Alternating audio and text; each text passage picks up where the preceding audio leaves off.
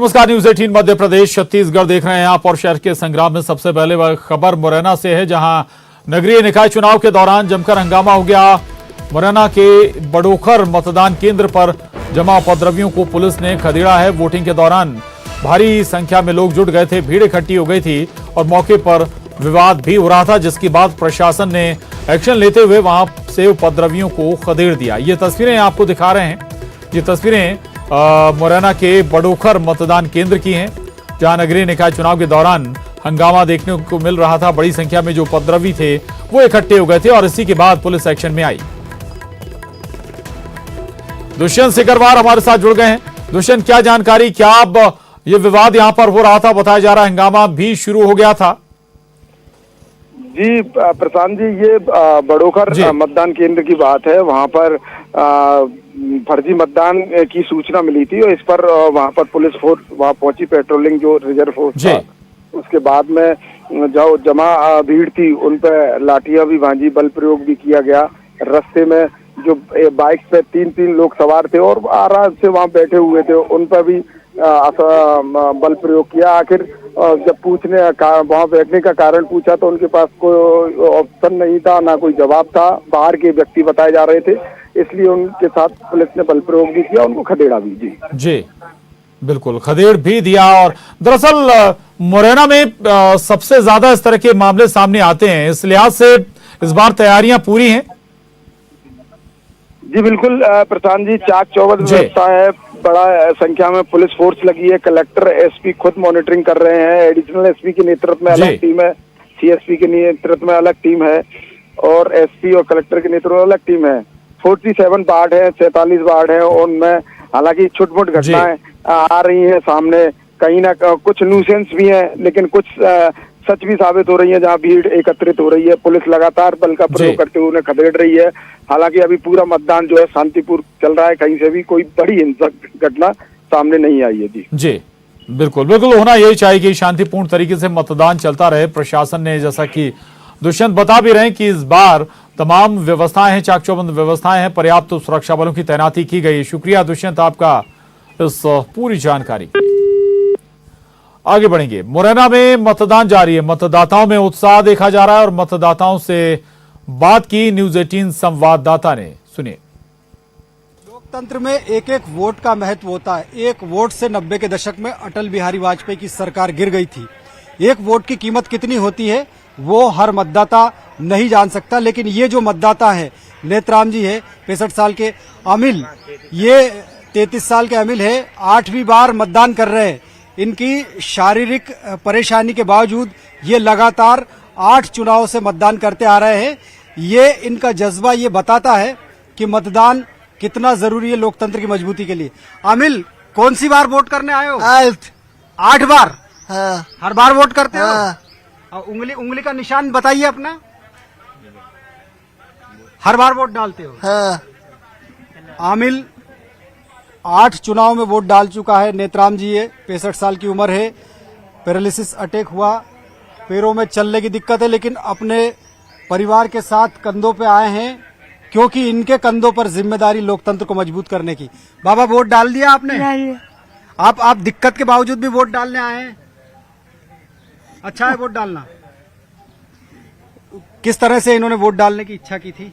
बोलिए क्या है घर से, मैंने वोट डालो, आखिरी वोट तुम्हारा जी। अच्छा, 5 साल बाद अब रहे कि नहीं, रेस वोट डालना चाहिए, वोट तो डालो, अपना आखिरी वोट डालना चाहिए तो लेके आए जब। तो 65 साल के नेत्राम जी का कहना है अपने बच्चों से कि ये उम्र का ऐसा पड़ाव है कि उनको वोट डालना जरूरी है।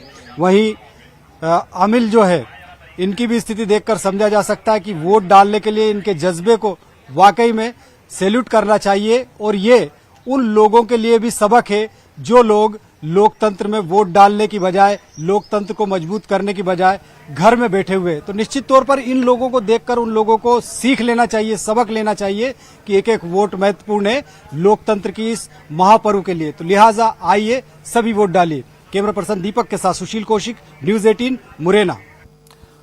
और टीकमगढ़ में भी मतदान जारी है। केंद्रीय मंत्री वीरेंद्र खटीक ने भी अपने मताधिकार का प्रयोग किया है, साथ ही लोगों से मतदान की अपील भी जारी की है। तो केंद्रीय मंत्री वीरेंद्र खटीक ने भी अपने मताधिकार का प्रयोग किया टीकमगढ़ में उन्होंने मतदान किया और साथ ही लोगों से अपील की है कि मतदान जरूर करें।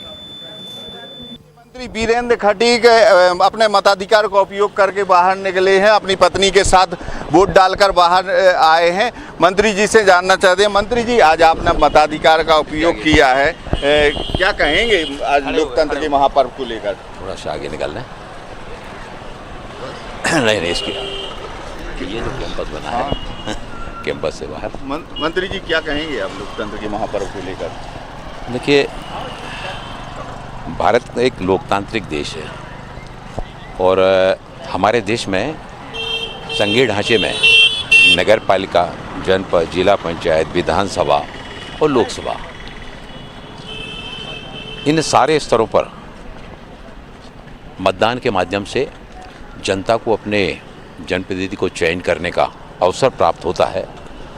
और लोकतंत्र के इस मतदान पर्व पर मैं लोगों से ये अनुरोध करना चाहता हूँ कि हमें अपने मत का प्रयोग अवश्य करना चाहिए, क्योंकि जनता जब आगे बढ़कर अपने मतदान का प्रयोग करती है तो उसमें चयन करने का उनके सामने एक विकल्प होता है।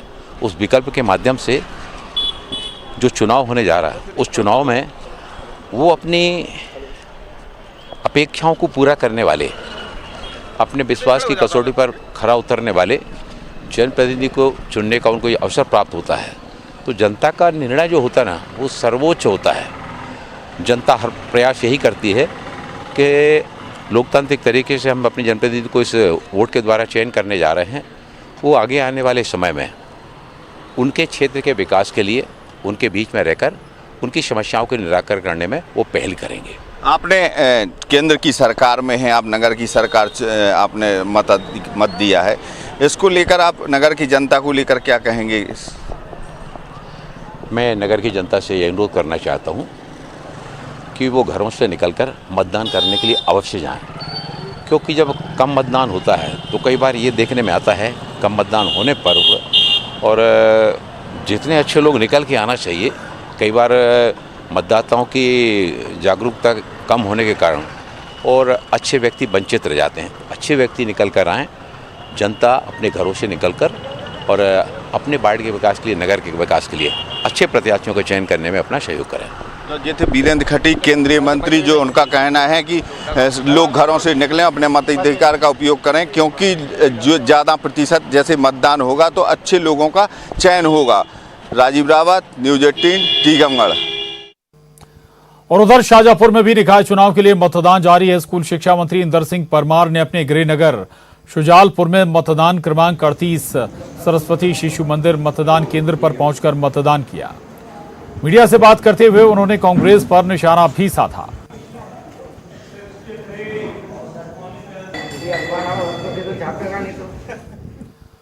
और गुना के मधुसूदनगढ़, चाचौड़ा, कुंभराज और आरोन में मतदान जारी है। मतदाताओं में उत्साह देखा जा रहा है। यहां 90 साल की फूलबाई भी अपने मताधिकार का प्रयोग करने पहुंची।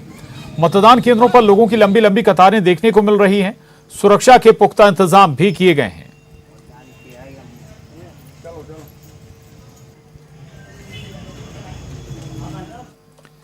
खबर खरगोन से। खरगोन में मतदान हो रहा है। बारिश के बीच मतदाताओं का उत्साह देखते ही बनता है। छाता लगाकर, रेनकोट पहनकर मतदाता वोटिंग के लिए पहुंच रहे हैं। बारिश के चलते कम मतदाता वोटिंग सेंटर पर पहुंच रहे हैं। यहां खरगोन सहित बड़वा, सनावद नगर पालिका और कसरावद, बिस्टौन और करही पाडल्या नगर परिषद को लेकर मतदान चल रहा है। निकाय चुनाव के दूसरे चरण में लगातार बारिश हो रही, लेकिन लोकतंत्र का जो ये पर्व है, इसको लेकर लोगों में उत्साह देखा जा रहा है। लोग छाते लगा के पहुंच रहे हैं, रेनकोट पहुंचने पर आखिर मतदान करने पहुंच रहे हैं। हमारे साथ कुछ लोग मौजूद हैं जो रेनकोट पहुंच के, आप जैसे रेनकोट पहुंच के अब मतदान करने पहुंचे थे, क्या कहना चाहेंगे? सर, आज लोकतंत्र का मतलब हमारा सरकार चुनने का दिवस है, तो हम उसी के लिए यहाँ आए हैं। और अच्छा, जैसे बारिश हो रही थी, बारिश में कोई परेशानी नहीं हुई? जैसे रेनकोट पहन के आए, आप क्या कहना चाहेंगे? जी सर, कोई परेशानी नहीं हुई। अच्छा, तो मतदान लोग अधिकार मान रहे हैं, खुद पहुंच रहे हैं, यहाँ पर उत्साह से आ रहे हैं। आप जैसे पहुंचे हैं, बारिश हो रही है और मतदान करने पहुंचे हैं, तो रेनकोट पहन के पहुंचे, क्या कहना चाहेंगे? हाँ, बारिश हो रही है, लेकिन ये जो लोकतंत्र का पर्व है, हमारा अधिकार है कि हमें जो चुनना है, तो इसलिए हमें वोट डालना जरूरी था, इस वजह से हम यहाँ पर आए हैं। कुल मिलाकर लोग जो है उत्साहित हैं और नगर की जो सरकार है उसको चुनना चाहते हैं, इसलिए बारिश होने के बावजूद भी मतदान केंद्र पहुंच रहे हैं। हालांकि जिस प्रकार से लगातार बारिश हो रही है उससे कहीं ना कहीं मतदान प्रभावित होता नजर आ रहा है, लेकिन जिस प्रकार से नगर पालिका के द्वारा, मैं आपको बताना चाहूँगा, ये आदर्श मतदान केंद्र बनाया गया है। इसमें पूरी व्यवस्था की गई है, तारपुलिन की गई है, लोगों के बैठने के लिए कुर्सी की व्यवस्था की गई कि किसी भी जो मतदाता आ रहा है वो उसको किसी प्रकार की कोई परेशानी ना हो। आशुतोष पुरोहित, न्यूज 18 खरगोन। और उज्जैन के बड़नगर तहसील में पानी निकासी को लेकर एसडीएम और पूर्व विधायक शांतिलाल धाबाई के बीच में जमकर विवाद हो गया। एसडीएम ने यहां तक कह दिया कि मुझे नौकरी से निकलवा देना। दरअसल बंगरेड में मेन चौराहे पर पुलिया पर पानी जमा हो गया था, पानी लोगों के घरों में घुस रहा था। एसडीएम को इसकी शिकायत मिली थी, जिसके बाद एसडीएम निधि सिंह दल बल के साथ वहां पर पहुंची और उन्होंने वहां पर पहुंचकर जेसीबी की सहायता से पानी निकासी वो करवा रही थी। तभी पूर्व विधायक शांतिलाल धाबाई वहां पर पहुंचे और कहा कि पानी निकासी दूसरी जगह से पाइप डालकर करो। इस बात पर एसडीएम निधि सिंह से उनकी झड़प भी हो गई। इस बीच एसडीएम को गुस्सा आया और एसडीएम ने पूर्व विधायक शांतिलाल धाबाई को जमकर लताड़ लगाई। वहीं निधि सिंह ने कलेक्टर से बात करने को भी कहा। पूर्व विधायक फिर भी नहीं माने और कहासुनी करते रहे। विवाद बढ़ता देख वहां मौजूद पूर्व विधायक के समर्थकों ने उन्हें जबरदस्ती खींचकर वहां से वो ले गए। फिलहाल वीडियो तेजी से वायरल हो रहा है।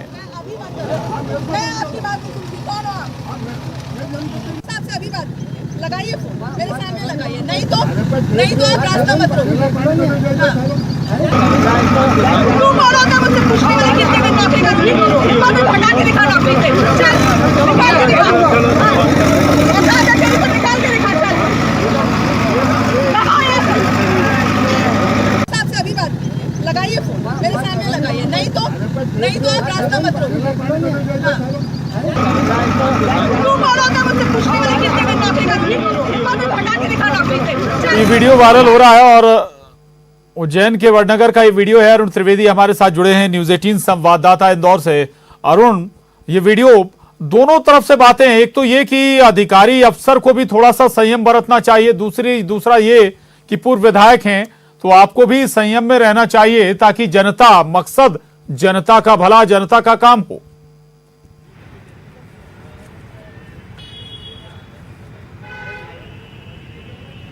जी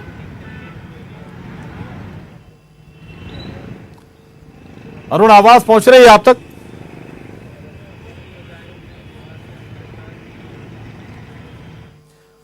शायद आवाज नहीं पहुंच पा रही, हम दोबारा जुड़ने की कोशिश करेंगे, लेकिन ये वीडियो आपको दिखा रहे हैं। और दरअसल ये वीडियो बड़नगर का, इंदौर के, जहां पर अफसर और पूर्व विधायक के बीच बहस हो गई और बहस कहीं ज्यादा आगे बढ़ गई। उज्जैन के बड़नगर तहसील में पानी निकासी को लेकर एसडीएम और पूर्व विधायक शांतिलाल धाबाई आपस में उलझ गए। एसडीएम ने यहां तक कह दिया कि मुझे नौकरी से निकलवा देना। आपको बता दें कि बंगरेड में मेन चौराहे पर पुलिया पर पानी जमा हो गया था और पानी लोगों के घरों में घुस रहा था। इसी की जानकारी मिलने के बाद एसडीएम मौके पर पहुंची थी। वहां पर पानी निकासी की व्यवस्था भी कराई जा रही थी और एसडीएम निधि सिंह पूरे दल के साथ पहुंची थी। उन्होंने वहां पर पहुंचकर जेसीबी की सहायता से पानी निकासी भी वो करवा रही थी। तभी पूर्व विधायक शांतिलाल धाबाई वहां पर पहुंचे और कहा कि पानी निकासी दूसरी जगह से पाइप डालकर करो।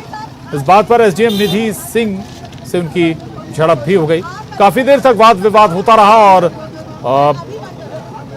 ये विवाद कहीं ज्यादा आगे बढ़ गया और जुबानी लहजा भी दरअसल बिगड़ गया अधिकारी महोदय का। लगाइए फोन, मेरे सामने लगाइए, नहीं तो आप रास्ता मत रोकिए।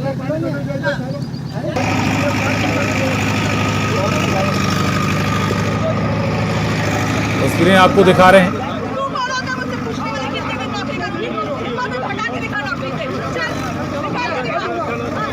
सुन रहे हैं आप शब्दावली भी शायद वो नहीं होनी चाहिए थी एसडीएम महोदया की, जिसका वो इस्तेमाल कर रहे हैं।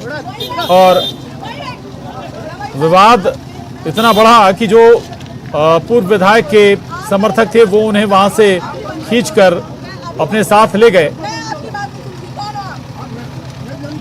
और जनप्रतिनिधि हो या पूर्व जनप्रतिनिधि, उसकी जिम्मेदारी है आम जनता की समस्याओं को कैसे उनसे निजात मिले उसका ख्याल रखना। और संभव इसी के मद्देनजर जो पूर्व विधायक थे वो वहां पर पहुंचे होंगे, लेकिन विवाद ऐसा बढ़ा कि समर्थकों को पूर्व विधायक को वहां से खींचकर ले जाना पड़ा।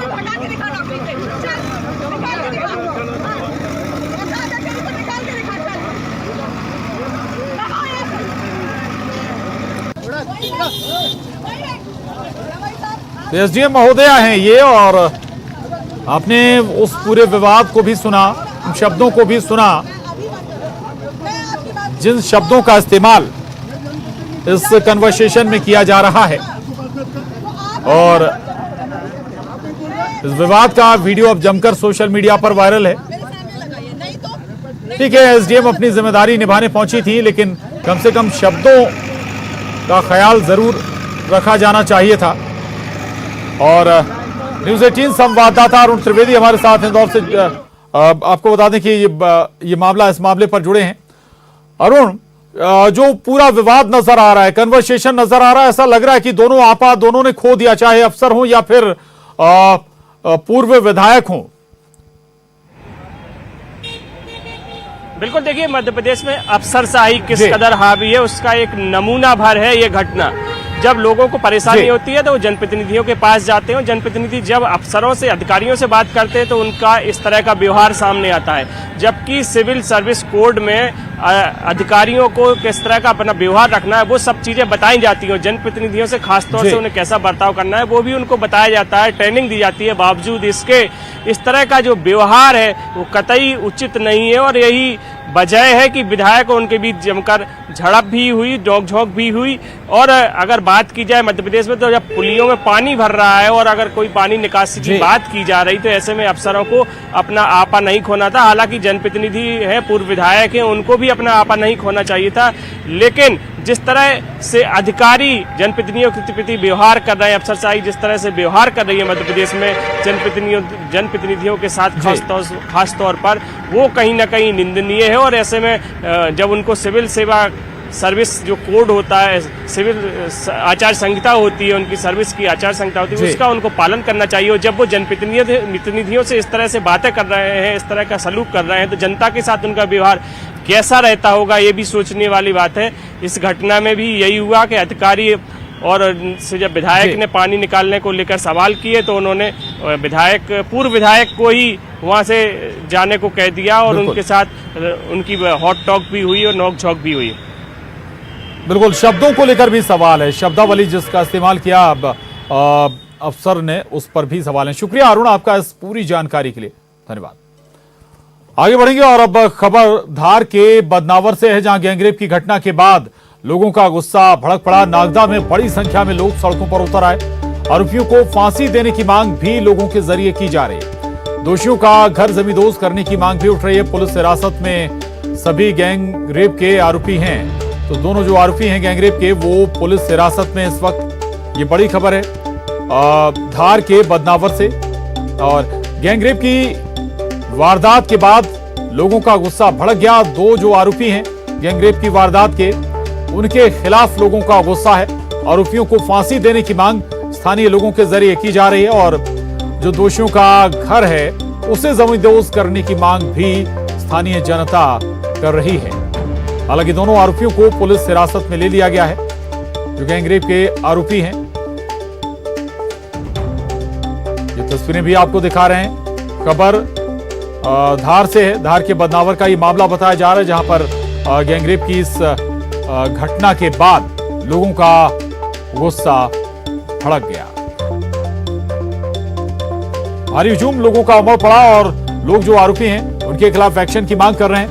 न केवल उन्हें फांसी की मांग की जा रही है बल्कि उनके जो घर हैं उन्हें भी जमींदोज करने की मांग उठ रही है।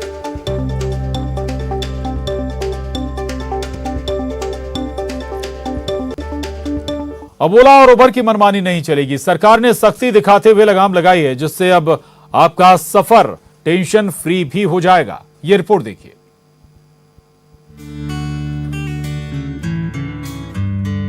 केंद्रीय उपभोक्ता संरक्षण प्राधिकरण यानी सीसीपीए ने टैक्सी सर्विस प्रोवाइडर्स की मनमानी पर लगाम लगा दी है।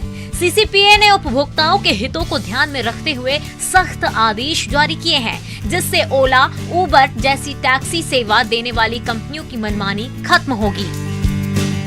सीसीपीए ने सख्त आदेश लिए, तो आपको क्या लगता है ये एक अच्छी पहल है कि जिससे आप लोगों के लिए भी सही रहेगा और जो ट्रैवल करने के लिए आते हैं पैसेंजर्स उनके लिए भी सही रहेगा? ठीक है मैम, ठीक है वो है, लेकिन वही है, देखो ड्राइवर कोई 5 उंगली बराबर नहीं होती। कोई हो सकता है वैसे निकल जाए नहीं, लेकिन मान लो मैं आया हूँ तो मुझे जाने में कोई, अगर मुझे उस इतनी दूरी का फेयर मिलेगा, जेन्युइन मिलेगा, सही मिलेगा। हाँ, सीसीपीए की ओर से जारी आदेशों के मुताबिक ओला उबर ट्रिप कैंसिल करना, ज्यादा पैसे लेना जैसी मनमानी नहीं कर सकते।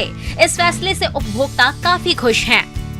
थिंग यार, मतलब इट्स अ पॉजिटिव थिंग हमारे लिए फॉर द कस्टमर्स, तो आई रियली अप्रिशिएट इट। तो सीसीपीए पहल तो अच्छी है, लोगों को फायदा होगा भाई, उनको तो कोई दिक्कत नहीं है। मोबाइल में चार्ज पता लग गया, इतने दे दिए, खत्म, इश्यू कोई होगा ही नहीं। मैम सॉल्व हो गया तो बहुत अच्छी बात है। I am really glad that it happened and yeah let's hope it doesn't happen again. CCPA के मुताबिक ओला के खिलाफ 54% शिकायतें सेवाओं में खामियों की है, जबकि भुगतान की गई राशि को न लौटाने, तय भाड़े से ज्यादा पैसे लेने सहित कई तरीके की शिकायतें दर्ज कराई गई हैं। कैब एग्रीगेटर्स के साथ बैठक में केंद्र सरकार ने सिस्टम में सुधार नहीं करने पर सख्त कार्रवाई करने की बात कही थी और सीसीपीए ने सख्त आदेश जारी कर उपभोक्ताओं को राहत दी है। जो ड्राइवर्स थे वो मना कर देते थे कि हम ये जो ट्रैवल आपने जो रिक्वेस्ट डाली है इसको एक्सेप्ट नहीं करेंगे, आप किसी और पर ये रिक्वेस्ट डाली और कैंसिल भी नहीं कर रहे थे, जिसके चलते उनके चार्जेस जा रहे थे। तो अब जिस तरीके से सीसीपीए ने सख्त निर्देश दिए हैं तो लोगों को लग रहा है कि अब उनके लिए एक राहत होगी और जो उनका ट्रैवलिंग एक्सपीरियंस है वो अच्छा हो जाएगा। कैमरामैन नागेंद्र के साथ फराखान, न्यूज़ 18 दिल्ली। और इसके साथ ही इस बुलेटिन में बस इतना ही। खबरों का सिलसिला जारी है।